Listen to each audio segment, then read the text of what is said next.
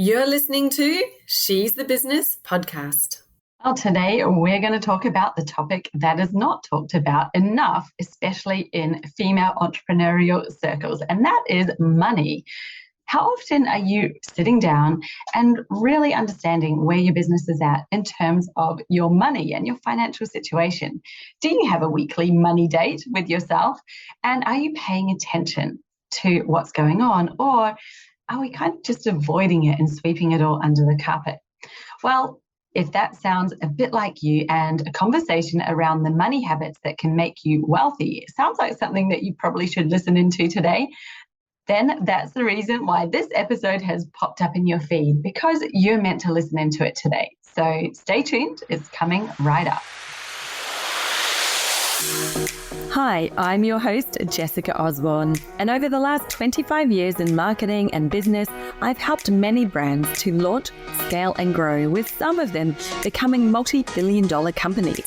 I'm here to inspire you to get out of your own way and create a profitable, fulfilling business while living the lifestyle you really desire, without all the hustle. So I bring you She's the Business podcast, a unique blend of strategies, tactics, mindset, health, and spirituality, literally everything you need to be the successful leader of your dream business. Made by women for women, this is your weekly dose of motivation and inspiration. Well, I cannot wait to dive into today's episode with you. And my very special guest today is Jen Paterson, who's the founder of Dollar Divas, which is a money coaching company that supports female entrepreneurs or mompreneurs who need financial assistance with their businesses. She's got more than 12 years of experience in this field, and Jen has really mastered the psychology of money, the step-by-step process of growing a business, and the art of creating financial stability. So she's absolutely the right person to talk about when we're talking about what it is that we really should be thinking about and doing when it comes to money in our business. So without further ado, let me play this interview for you. Awesome. So I'm here today with the lovely Jen Paterson, who's the founder of Dollar Divas. Welcome, Jen. So glad to have you here on the podcast. Yeah, thanks for having me. Yeah, I'm so excited to have this chat with you today. I think we literally just jumped on and I'm bursting with excitement because we don't talk about money enough, and I don't think we've covered it hardly at all on this podcast, and it's clearly like so important. We're here running businesses. Businesses are there to make money, and I guess at the primary aim of a business, otherwise it's a charity or maybe it's a hobby. So, it's such an important thing for us to talk about. And there's so much that I think goes on inside our heads. Even me saying that, some people will be like, oh, I'm not in business to make money. I'm here to make an impact. But before we dive into that, because I know that you have a lot to say on this topic and I really want to get into it, can you tell us a bit more just about what it is that you do with Dollar Divas? Who do you help? A bit more about you. Yeah, absolutely. So I started Dollar Divas about, 12 years ago now. And it all started as a way to get women talking about money. And, we were talking before we hit record that I really, really believe that more women should be talking about money. And let's bring these conversations out of the awkward, uncomfortable areas in our lives. Like we talk about everything else that is so intimate before we'll talk about money. And, money is so central to our lives and to our well-being and our security and our safety. Like, why are we not having these conversations? And so I started Dollar Divas originally as a way to get women out and having these conversations and learning about money in a way that was really low key, unobtrusive, transparent, and low pressure. And it just blossomed from there. I've been working now primarily with entrepreneurs and helping them manage their cash flow, helping them sort out how to pay themselves, how to build a business that really is financially stable, that also grows and evolves and changes as the needs of the owner or the owners or whatever grows and evolves and changes, and teaching them those skills, because really making money and managing money are two very different skill sets. And I find a lot of times in the business world, the focus is on the making money, which is amazing. Obviously, like you said, no, if you don't have revenue, you don't have a business. But at the same time, mismanaging your money can be just as detrimental to the health of a business in the long run. So that's what I teach, is the managing the money, making sure that it's all being intentionally used, strategically used, so that your business is not only serving your customers, but also serving the owners as well. Yeah, amazing. That's so important, because I've heard many stories over the years of people in the seven-figure range even who aren't paying themselves, or like their business isn't profitable. They're spending more than what they're earning. And you kind of go, how is that even possible? Oh my God, in the $1 million range.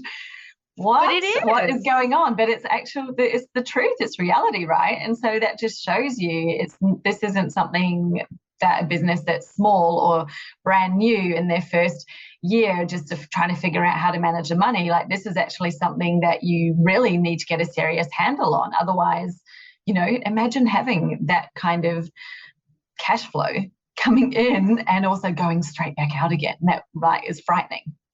It's so common. And, people really do think that it's a new business owner problem, but it's not.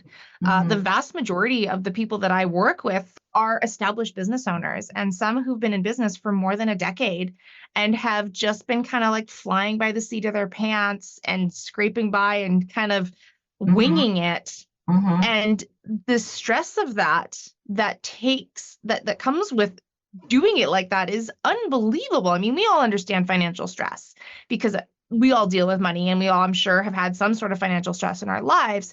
But having that be your norm for an extended period of time is exhausting. And quite often, by the time somebody will come to me and they'll realize, okay, like, enough's enough, they figure out that someone like me exists, and they're like, okay, please help me. They're just, one step away from burnout and deciding that they don't want to do this anymore.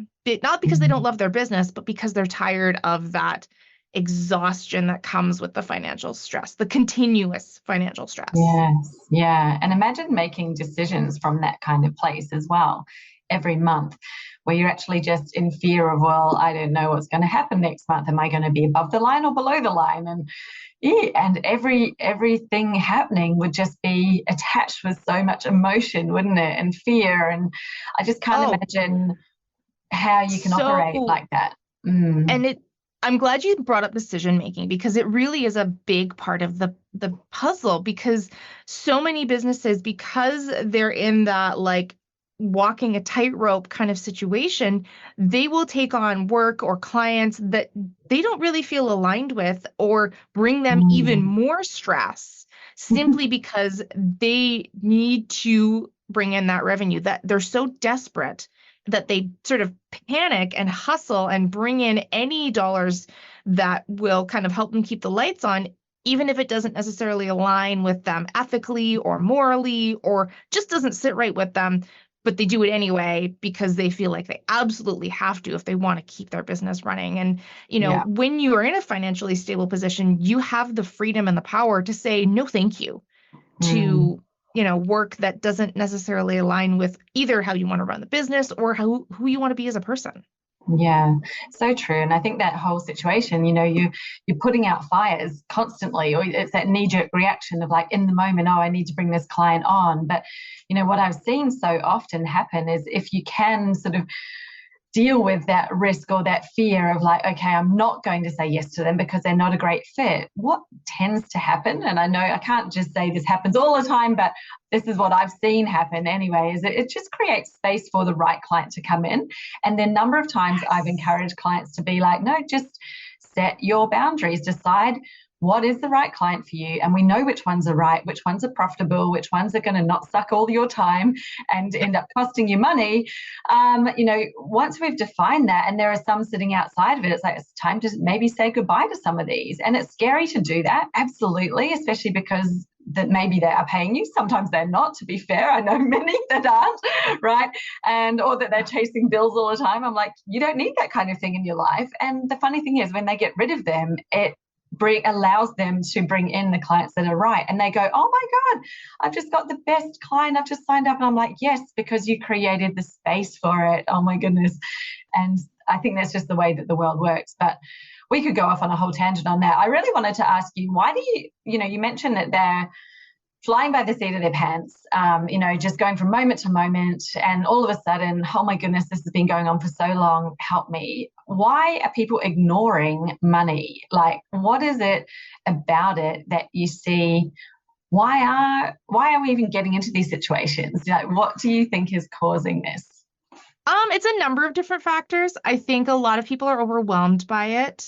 Oh, money can be a very overwhelming thing to tackle, especially when you're a business owner, because as a business owner, you have to be so much more savvy when it comes to your finances, because not only are you talking about your cash flow and your profits, you're also, responsible for taxes, and you're likely looking at sales taxes, and you may have staff. And so addressing the finances can be a very overwhelming topic. And even just finance in general is such an epic monster of a topic. Like, it's colossal, and you can study it your whole life and still only crack the surface of, what really you can learn when it comes to finance. So, that overwhelm tends to hold people back. And also, a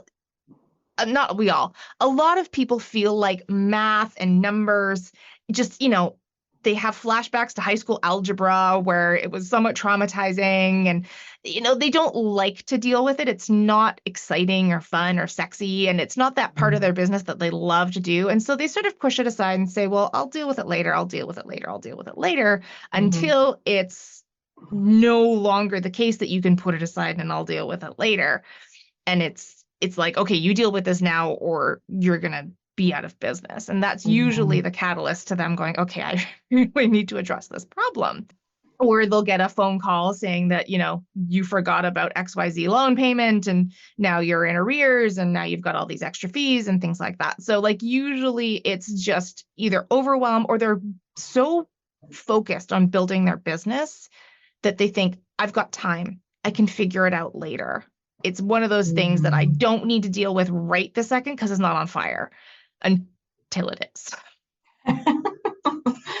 Absolutely. And what do you think makes it the topic that so many people, find so hard to talk about? Like, I totally get the non-sexiness. I was having flashbacks to, I actually liked maths at school, but when I went to university and I did accounting, oh my God, I don't know how many of those lectures I skipped because I was just like, you cannot bore me anymore.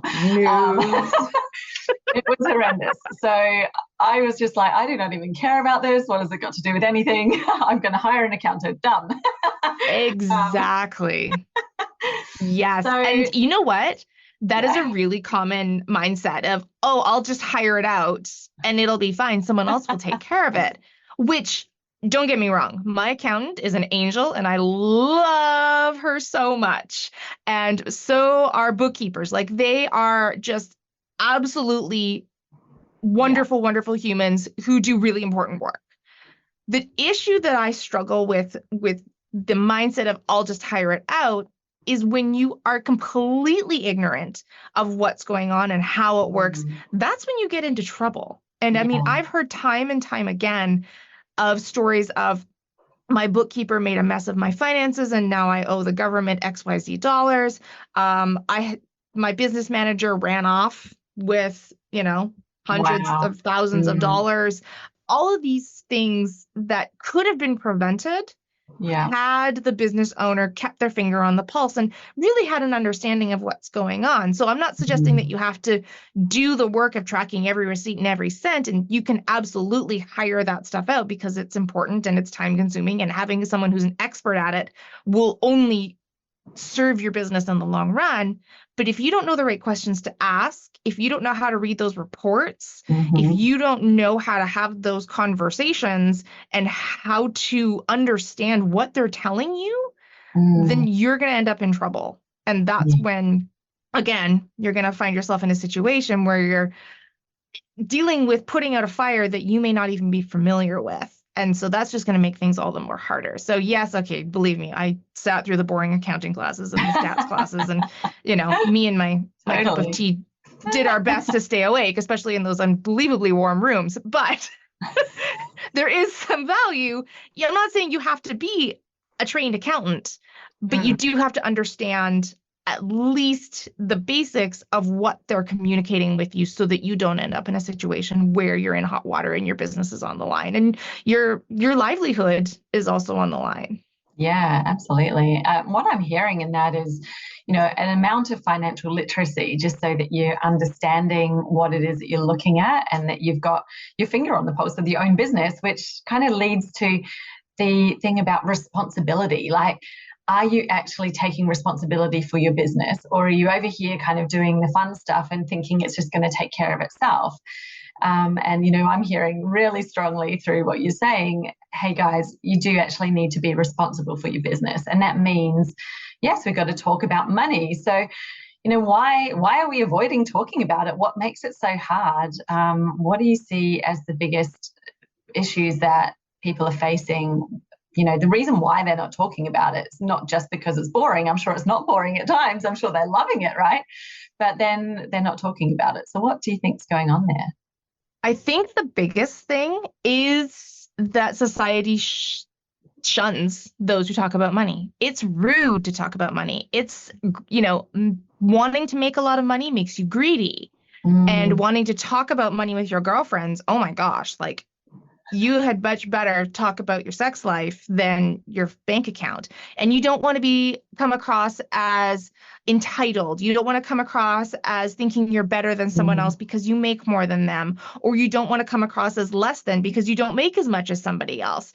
Because, talking about money is just societally agreed upon that it's unacceptable. And it's, absolutely insane if you ask me. I think that the more we talk about it, the more we're all going to learn from each other, and, rising tides lift all boats.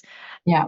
And yet, because of all of this societal pressure to not talk about it, to feel like we have to have it figured out without anybody actually showing us the way. Like, we're expected to just be good with money instinctually, which is insane. Like, completely insane. But we are expected to have these skills without anyone talking about it and teaching us. And we're scared to bring it up because we don't want to seem like we're incompetent with money, or we don't want to seem like we're entitled, or that we feel like you don't want to make someone else feel like, you are better than them because of how you manage your finances, or because you make more, or because you're less than because you make less. Like, it's all of this weird headspace that we've been raised around that is holding us back from having these conversations. Yeah, I completely relate to that. I think my parents are definitely on the taboo camp, as in it was never talked about, very rude to bring it up. And, and it's just became this thing that, you always just ignore, or you're doing on your own. And behind closed doors. Oh my goodness, absolutely. This is private information. This is, you don't ask about people's money. You don't ask about what, how much is in their bank accounts. That's so rude. Why would you possibly, asking someone how much they paid for their house or their car? Like, oh my gosh, let me clutch my pearls. Like, exactly. it's so taboo. And yet it's something we all do and all deal with. And if we, again, it's not like showering, like, even that we're taught how to, hopefully taught how to do it properly. And yet somehow with money, it's like, no. Like, even parents won't discuss it in front of their kids because they don't want to, like, pass on stress to their children, or they don't want their kids knowing the ins and outs of their finances. And then the kids end up being adults who have no knowledge, who have no comprehension of how to make their way in the world. And they're just sort of, taught to go out and get a job, but they're not taught how to, like, build wealth, or how to invest, or how to, keep debt from getting out of control. And then, oh my gosh, like, don't even get me started on credit cards. Like, you hand an 18-year-old a credit card and it's like, woohoo, free money. I'm going, to go shopping. I'm going to go take my friends out to dinner, and I'm going to buy everyone a round of drinks. And, then they get the bill and it's shocking and they have no idea how to deal with it. And the cycle continues. Yes, exactly. So many things I think we can get ourselves into hot water with not knowing about, basic literacy around that finance. Now, you called expert in the psychology of money. Do you want to explain a little bit about what that means? What is the psychology of money and how does it help us when we understand it? Psychology of money is not sort of the psychology of that piece of paper that's sitting on the desk. Like that's not what we're talking about here. It does not have a consciousness, so we're not talking about the actual money itself. But the psychology of money is based around the fact that it's linked to our survival. So it is directly linked to whether or not we can eat, sleep, be clothed, be comfortable, and be safe. And at the end of the day, it really comes down to the fact that money keeps us safe in our society. And so because it's directly linked to our safety and our survival, there's all of this baggage that comes along with it, these internal stories, these values and beliefs that we are raised on, that we see throughout society, that get deeply imprinted on our subconscious, that then reflect themselves in the way that we manage our money, the way that we interact with our money, and the way that we handle financial decisions. And all of that plays into where we are as adults within our financial lives. And understanding that you have a psychological connection to money is so important. You know, people saying, well, like, I don't care about money, it's not important to me. There is still a relationship there.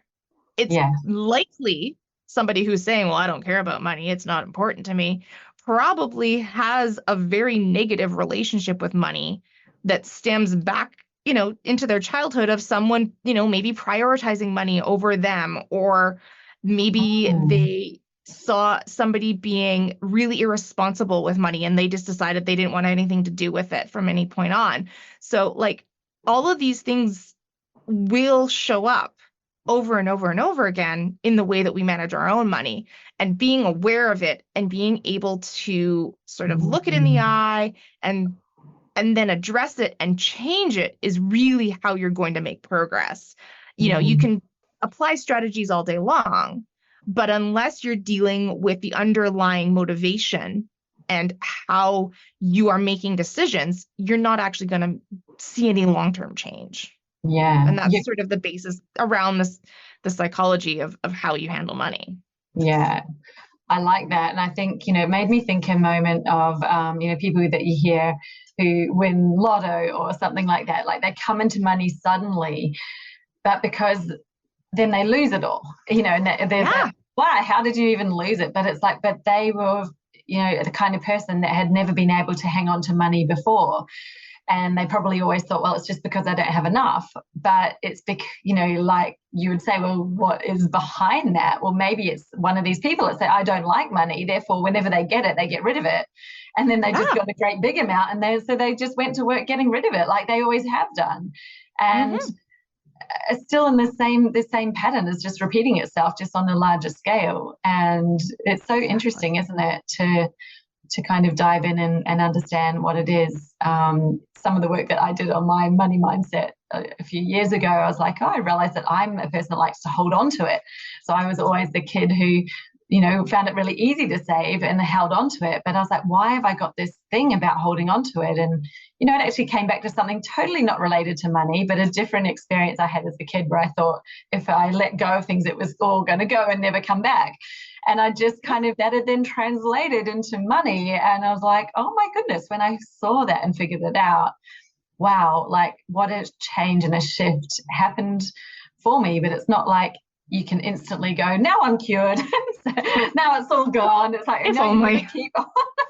You got to work at it. Get rid of that deep-seated belief. But yes, it extends into your business, because of course you are the person making the decisions in your business. And when those kind of undercurrent things are happening without you really realizing it, it's impacting how you make decisions, isn't it? Oh, absolutely. And I love your story, because we all have a very similar story. I'm not saying that it's all, you know, people who hold on to things, but these patterns that show up in our childhood will quite often repeat themselves into adulthood, whether we're consciously aware of them or not. So like one of my sort of stories was I was the youngest member of my whole family. So like cousins and then some by a few years. And so I was constantly being cared for who is looking after little Jenny? And they even called me little Jenny because we knew other Jens. So I was literally called little Jenny my whole childhood. And it was always who's taking care of little Jenny. And so that pattern then manifested itself into my adulthood, where I felt like I always needed to be cared for. Like, who's looking after me? And it took a little bit of like that hard look in the mirror and digging into my history and realizing like, I'm an adult now. I don't need to be cared for anymore. It's okay for me to go out and take care of myself and make my own money and make my own way in the world and have my own businesses that stand on their own 2 feet. I don't need to be cared for like I did when I was a child.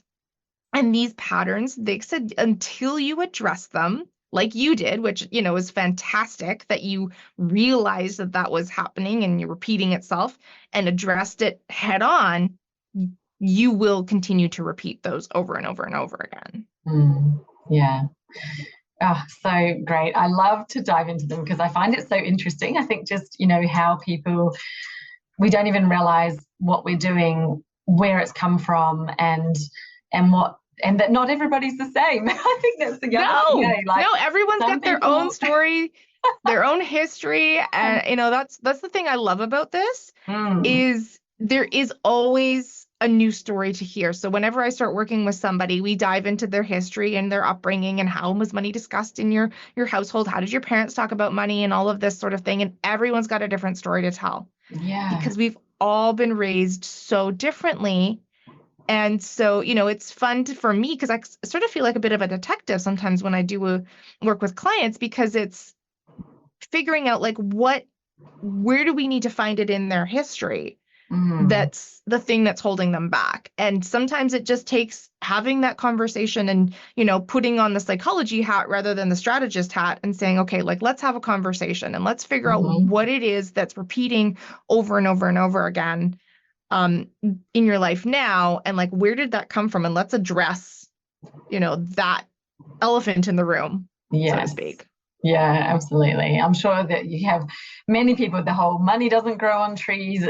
How many of our parents probably said that, and it's the whole scarcity thing then. It's like, well, it doesn't grow on trees, therefore it's finite, therefore, I don't know. I think that probably fuels a lot of people holding on to it and being afraid to give it.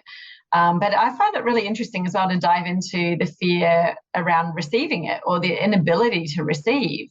And like, whoa, it's like open a huge big can of worms there that didn't really know existed. But, you know, thinking about the ability to receive money, can you talk a bit about that? Because I think as a business owner, you know, you kind of just expect, yeah, I can go out there and create a service and price it. But then if you've got this bottled up fear of receiving money, how does that end up manifesting in your business? I have a fabulous story about that one, actually. So, I mean, first of all, yeah, I mean, you know, money doesn't grow on trees. Money's the root of all evil. All of these things make, you know, money is greed and all of this. And you talk about, you know, especially when I was sort of in my university days, that was the whole, you know, 1%, Occupy Wall Street. Like it was all like money is bad. And so, you know, having to wrap my head around the fact that it wasn't actually money that was the issue. It was the people controlling the money that really were the problem. Yeah. And being okay with wanting to be really wealthy and feeling like I can ask to be paid and I can invoice people. And what happens, I find this over and over and over again, is my clients who are afraid to raise their prices. This, I mean, oh my gosh, let me talk how many people I've handheld through the raising prices conversation is like unbelievable. And it's always women. Always women, because we're taught to be givers, we're taught to be nurturers, we're not taught to receive money. So that's usually a big one. And I even have people who like would have physical reactions to just sending an invoice. So I had one client who came to me and I sent her off with some homework, and she came back the next week and she said, oh my gosh, you'll never guess what I found. And I said, what's happening? And she goes, I have been working for a client that I was unaware of, that I forgot to invoice for the last 9 months. 9 months. Ouch. Yeah. God. So of course, then there's the whole conversation of how do I handle this? What do I say? How do I, have the conversation? Do I try and get that 9 months back? Do I discount it? Like, oh, it was a whole thing. And underneath it all, it really came from her feeling like she didn't deserve to be paid, that because what she did, she felt was easy for her. She said, but this is so easy for me. This is like, I can do it so quickly and without a whole lot of fuss. So like, where's the value? And I said, well, the value is in the fact that whoever you're working with does not feel the same way about the work that you do. It's easy for you because of who you are and your unique gifts, but it is not easy for your clients. Like for them, they really struggle with this type of work. And so for them, the value is having you take care of it for them so they don't have to, because it's just not something that they're good at.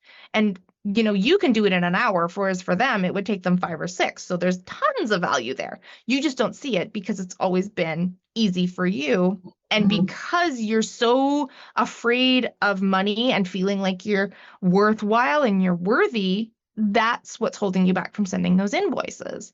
And so, we dug into that and oh man, like it took us, it did take some time, but like we were able to kind of battle through that because again, we were able to address it head on. But it's so common. I see people have like physical reactions, like they're feeling sick to their stomach. They get their throat gets tight. If they have those conversations with clients about, wanting to, like you said, even just send an invoice that has already been discussed. They're scared because they feel like, someone's going to judge them. They're going to be unhappy with their work. They're not going to want to pay. It's such a common problem. Yeah, I think it feels like, even though it's not logically, but it feels like you're asking for money. But it's not, you're not asking for money, you're making an exchange. And the exchange is money is the energy they're giving you and you're giving back something else. And that's just the currency of our world and how it passes between. But it is weird, isn't it? And I realize like now it's funny because as you're talking, I'm like, when I set up my business, I think the whole idea of sending invoices, I hated so much. I set it up so people pay up front, like there just is no work until the invoice is paid. And then I never have to send one. I never have to chase them up. And that was I think actually sounds like a smart strategy. And yes, I do believe in that. But partly, I think it was because I was afraid of sending invoices and didn't want to be in that situation. So I just went, I know a way of avoiding it. I'm going to not do that. Yeah, absolutely. And, cool. And it's one of the reasons why women don't ask for raises. People outside the entrepreneurial world, they're terrified to ask for raises. They're terrified to have those conversations with their bosses or their clientele because, again, we're taught not to do those things, that doing those things makes you look greedy or selfish or, I don't know, entitled.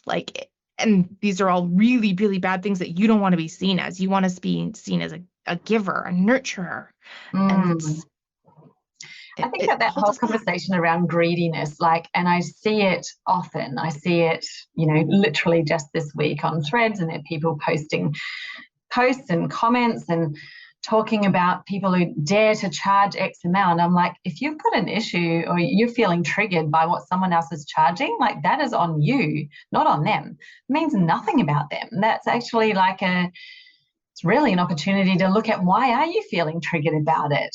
What is that really, where is that coming from within you? Because you're the one having the reaction there and they are charging whatever they want to. And there are people out there who are paying that. So what? That's their thing. And why should anyone else have an issue with it? I find it so interesting. And I think it's this whole thing around the greed. And like you said, the Wall Street, you just instantly, I was watching it just this week, the movie called The Great Short, about the whole that's GFC. A good one. I love that movie. Very fascinating. But, you watch that stuff and instantly you're like, the big banks and the Wall Street and they're making all this money and it's greedy and this.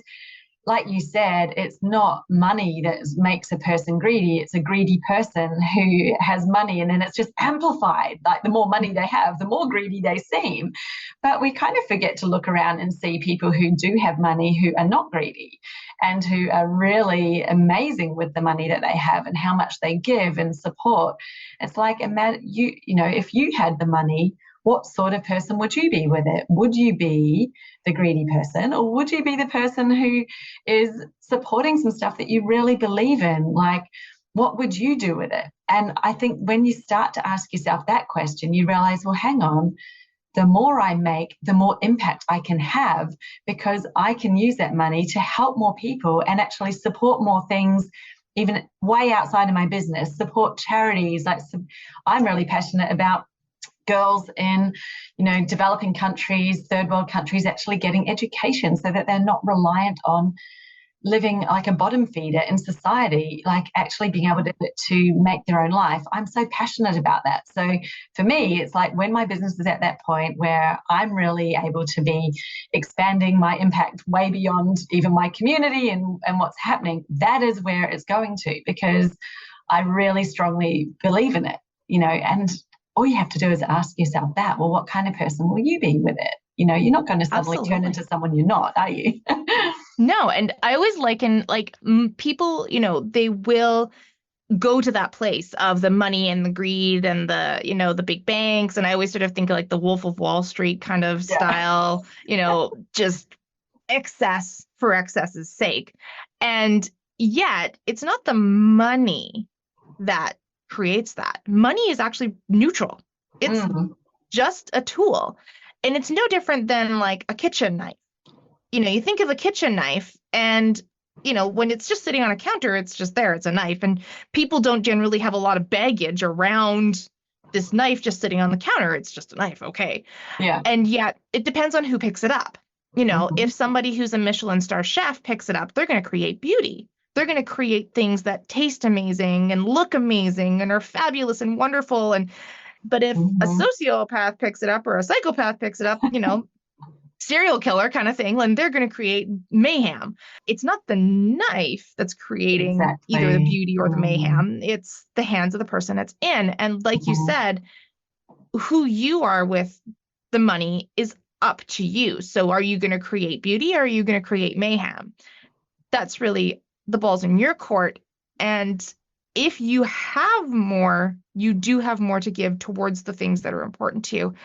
Just last week, I was having a conversation with a client, and she was saying that, she wanted to raise her rates, but she felt really apprehensive about it and felt, I said, well, do you feel a bit of guilt as well? And she said, well, yeah, I'd really like to be accessible to people who are lower income. And I said, well, okay, first of all, it's a wonderful thing to want. But here's the issue is if all you're doing is pushing yourself to be accessible, then in order for you to make a living that's comfortable and allows you to continue to buy food and keep the roof over your head, how much work are you going to have to take on? And does that lead you to burning out and being able to serve nobody? And she sort of thought about that and okay, that makes sense. And I said, what would it look like if you raised your rates and charged what you're worth and where the value is, and then donated some pro bono work to be accessible? Are you going to help everybody? No, but nobody can help everybody. But what you are going to do is you're going to create a sustainable business that allows you to have the mental capacity, the time capacity to serve people in a way that feels good to you for the long term. Not just for a year or two while your sanity holds out. So, right? Like, totally.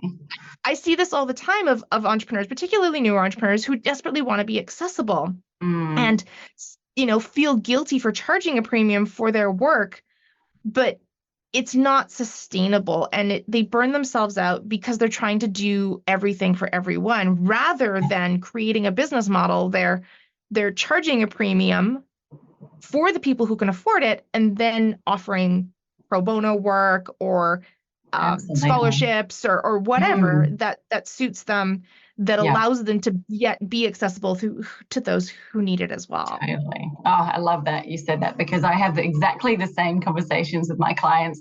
I help them create, really high ticket offerings, not super high, just high ticket as in it's not bargain basement, it's not crazy cheap, but it's value, because everyone I work with usually are mums. We're trying to balance life with families. We're trying to have a business, and we don't want to burn ourselves into the ground. And probably, if you're a little bit like me, we kind of want a bit of time for ourselves, maybe to do some exercise, maybe to travel. Okay. Oh my God. Go to the shops every now and then, like allow yourself that, Be a person. just be a person, live life, actually live this one life that we get, right? We don't get another chance. And the older that you get, the more you kind of get really aware of that and like, well, hey, I don't want to suddenly be, retirement age or older and be thinking about all the things I haven't done. What? Simply because I've been prioritizing work and not doing anything else. That's horrifying. And it's just like, there's so much in that, is that charging you a rate that is worthwhile for your business and it is of value. Doesn't mean that you're greedy. It doesn't mean you're charging something over and above what you should be. It's actually just normally helping people to rise up to where they should be. I have some clients who've been working for free because they feel so guilty and like they should help people. And I'm like, yes, helping people you can. And that's also what your free content is for. Are you doing any social media? Do you write blogs? Do you do podcasts? Guess what? Someone can't afford you, they are more than able to consume all of your free stuff, and when they are ready, when they have the ability to pay for your services, then they can. But you're not excluding them.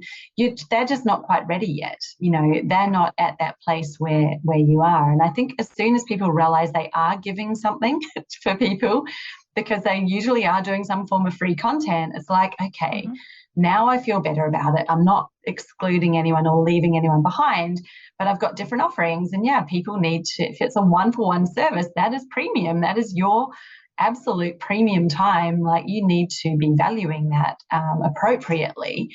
Absolutely. And not thinking that you shouldn't just because you need to be affordable for everyone. And I'm always like, what is affordable? Literally, you could probably try to sell something for $7, $10, and someone will say that's too expensive. So what are you going to charge for it? Like, you literally cannot have something that you're like, this is affordable for everyone. And there will be someone who wants to refund it, guaranteed, no matter what price you put on it. Yep. And yeah, I know that we could talk about this forever. I've had a client who couldn't even sell a free service. She's like, why? It's free. I'm like, because it's not about the price. Like, it's about your offering, your strategy. That's what we need to look at. Stop trying to think, I just need to lower the price and be free or more affordable so people will buy it. It's like, that's not what the decision is on. It's, let's look at actually what it is that you're offering, and it is a fit for who you're offering it to. And the price actually can help you to attract the right people, because how often do you think, well, if something's too cheap, do you even trust it? Do you trust that it's absolutely quality? Yeah, absolutely. I mean, if someone's, offering me something for free and it's like, well, why? Yeah, why? I'm not sure. Why? So what are some of the actions that you think we should take to, better manage our finances and achieve better financial stability? Is there anything that comes to mind that's sort of a standout? I know, big question. It is a huge question, but honestly, whenever people ask me, like, what's the thing that they can do to better their finances, pay attention. Just pay attention. It sounds very simple, but it is the honest to God truth that if you pay attention, your finances will improve no matter what situation you're in. I don't care if you're a brand new entrepreneur. I don't care if you've been at it for 10 years. If you pay attention, your money situation will improve, because what we focus on grows. So what I always tell anyone who will listen is, if you're not spending an hour a week with your finances, you're doing yourself a disservice. It's very much like our health.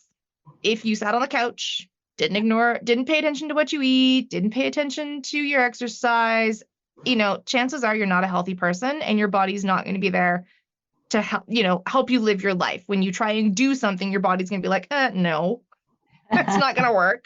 Yeah. You have to pay attention to your body in the same way that you have to pay attention to your finances. If you just don't do anything and ignore it all and, sort of put out fires, and that's your money management strategy, then it's not going to be there to serve you when you need it. So take an hour a week, put it in your calendar, in the same way you would like a client meeting or a doctor's appointment, something you would not blow off, picking your kids up from school. Like, all of these things that we do and we don't ever blow them off, give the same courtesy to your finances. Take an hour.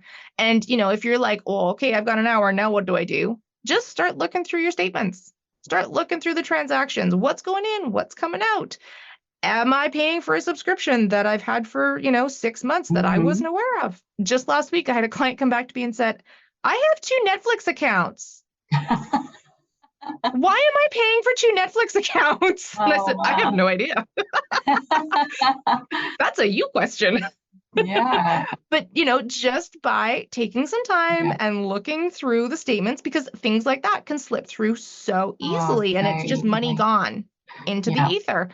And so take some time, pay attention, see what's going in, coming out, make sure that you're, if you are invoicing, making sure those are up to date, making sure there's nothing standing that's, 5, 6, 7 months old, things like that, making sure that all your payments, all your bills are getting paid on a weekly basis, because we generally are billed on a monthly cycle. So if you're looking at it weekly, you're never going to miss anything. You're never going to be behind. You're never going to go, oh, shoot, I forgot to pay this, very important bill.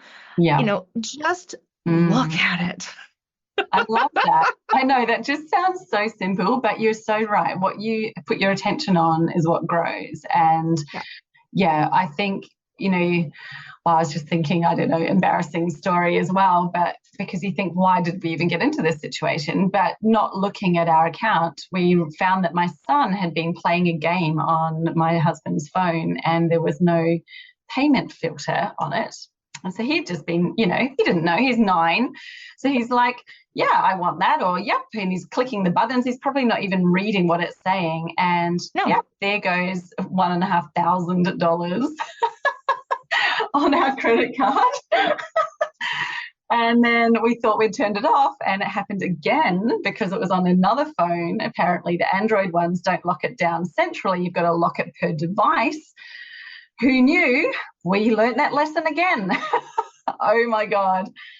And when I think the first time we noticed it, we tried to get a refund, and whatever app it was did refund us a couple of $100, but we did not get refunded the thousands of dollars that my son spent. And he still really had no idea what that was worth. And that is, for me, that is the lesson of not paying attention. So yes, pay attention. Please pay attention. I've tried to make my Mondays. I'm like, right, I'm calling it Money Monday. Monday is my money day. That is when I'm going to, just dive in, look at the bank account, look at what's happening, what's where, and just check it all out. It doesn't have to take, you said. And it's a great time to gather your receipts, making sure that you've got all that, especially again, as a business owner. And, we talk about bookkeeping, and, I'm not a bookkeeper and I don't pretend to be, but I can tell you right now, when I pull receipts on a weekly basis and go through them and allocate them and put them where they need to be, I'm much more on top of it than even if I do it on a monthly basis, because sometimes I'll look at a receipt that happened 20 some odd days ago and I'll think, what was this? What did I buy? And especially I remember I've got another business where we do alternative foods. And so we buy a lot of ingredients and things like that. And I had a Walmart receipt, and everything is in shortened little codes. It's not written out in what it was. It was this random, basically just a bunch of letters. And I'm looking at this going, what the heck did I buy? Yeah. Is this butter? Is it, bags? I have no idea. Not a clue. Goodness. And so, I can remember what I did 6 days ago. I can't remember what I did last week. That's gone. Totally. Yeah, absolutely. So, and I think you kind of have that thought in your head about how much money you have as well. And you forget the little payment here and the payment there, because it's just sort of that's just a moment that happened and I paid that. And then, but I've still got this thought of an idea in my head about how much money is in the bank, and you kind of forget to adjust it every time you're doing something. So, and especially with the days of our auto withdrawals. Everything's on auto withdrawal now, which on one hand can be really handy because then you don't miss payments. But then on the other hand, thinking that you are further ahead than you actually are, and then you make a spending decision and it's oops, I didn't actually have that money. Yeah. And now this thing that I need to go through is going to bounce, or, you get the dreaded like decline on, when you go to spend the money and it's like, well, what's happening? I thought there was cash here. Oh, no, where there isn't, like paying attention is so, so vital.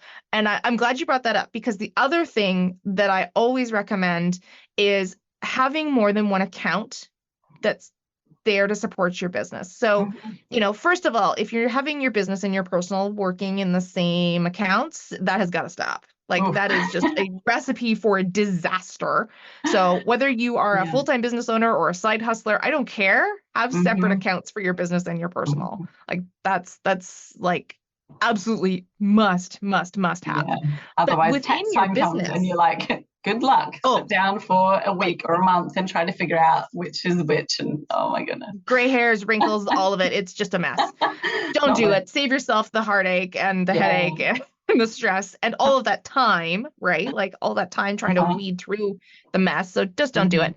But even within your business, having multiple accounts that each do different jobs and support your business in a different way, because it can be really difficult to keep track of all of these little details and these little things, like we're talking about being a mom and a business owner and a person. Like it's a lot to keep in your head, and most people just can't do it all, and you shouldn't have to. Like that's ridiculous.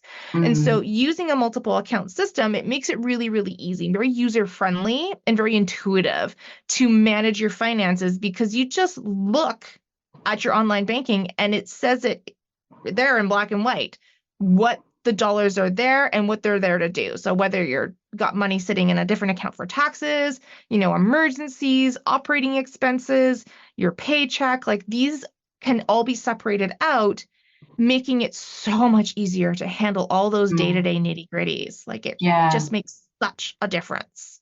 Oh, that sounds so good. And I think it's like stopping that double counting where you're like, yeah, I've got this much money, I could do this. And then, the next day you're thinking, oh, I'll do something else. And again, thinking that you've got that same amount of money. So you're effectively kind of counting on it twice for two totally different things. And I speak. It doesn't multiply on its own. I do that kind of thing, and then usually it all works. I keep a good handle on things and always pay all credit cards at the end of every month. But I think it's that whole what's going on in your head, and I definitely catch myself going, oh no, I already had thought of using that money for something else. Like I can't use it again for this. Like it's only there once, so something else needs to come in order to make that happen. Oh, absolutely. And it can be very, like, especially as like your business grows and evolves and changes and becomes more complicated, handling it like that, just inevitably something is going to give at some point. It's going to create a situation where maybe that week you're tired, you're stressed, you're focused on other things, and you do that to yourself and you think, oh, well, I've already paid that, or I'm going to put this money towards this coach, or I'm going to expand in this way, but it's already been promised to this other thing. And then chaos ensues. So like, I'm a big believer that you can create systems that support you and make your life easier. And anything that I can do, I'm actually a very lazy person. And so anything I can do to make my life easier, I'm going to do it, because I don't want to have to worry and second guess and wake up at 3:00 in the morning going, did I pay that person? Totally. Not that I speak from experience or anything. Oh, I love that. That is so useful. Paying attention and having multiple accounts, definitely keeping business and personal separate. I think those are just some absolute fundamentals, but things that, we shouldn't be thinking no one should, if you're already 10 years into business and you're not doing them, like start now. There's no time that's too late, right? Like, no, let's get it all absolutely not. The best time to do it is yesterday. The second best time is today. Yeah, definitely. Thank you, Jen. Where can people find you online? Like, where do you like to hang out? What's your social media platform if anyone wants to come and hang out and learn a bit more from you? Absolutely. You can find me on Instagram at jenpaterson.biz. That's JenPaterson.biz. So I'm on Instagram most days, usually sharing some crazy tip or just a little insight into my insane life and talking about money and money mindset and some strategies. That's all there. Or you can check out my website, dollardivas.org. I've got some really fun freebies on there. And then Friday mornings, Pacific time, I host a free money power hour. So that's a just open Zoom chat. You're welcome to come and join me, ask questions, get some accountability, or just hang out and do your power hour alongside with me. Oh, wow. That's awesome. What a cool thing to do and to offer to people, just to be able to, check in and ask some questions. I think that's so generous of you. So thank you. I'll make sure that's all in the show notes. So if you are on your phone right now and you want to scroll down, you can tap through and connect with Jen on Instagram and find out a bit more about her Money Power Hour. That sounds really cool on Dollar Divas. So thank you, Jen. It's been such a pleasure. I know there were so many things we can talk about with this, and we've only really scratched the surface, but I think it's been an awesome conversation to have today. Oh, thanks so much for having me. You're right. It just barely scratched the surface, but I think we got some good points in there, and hopefully your listeners can take it and run with it. Yeah, absolutely. Thank you, and we'll definitely chat soon.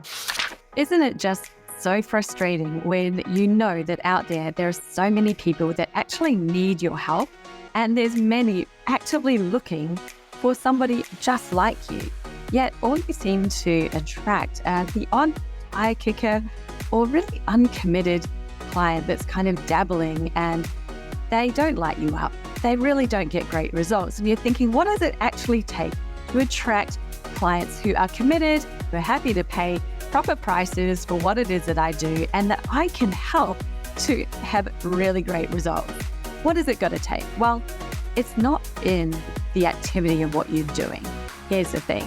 It's usually something else that's a bit deeper. And I'm sharing with you what that is in my training. It's called 5 Keys to Premium Paying Clients. And I'm going to share with you what are these 5 things that you need to have in your strategy so that no matter what tactic or activity you choose to do, it actually works. It works. You attract the right clients, the ones who are ready to work with you, the ones who are ready to pay and sign up. So get yourself over to my website now on jessicaosborne.com/TMF, register for this free class, and let's dive right in.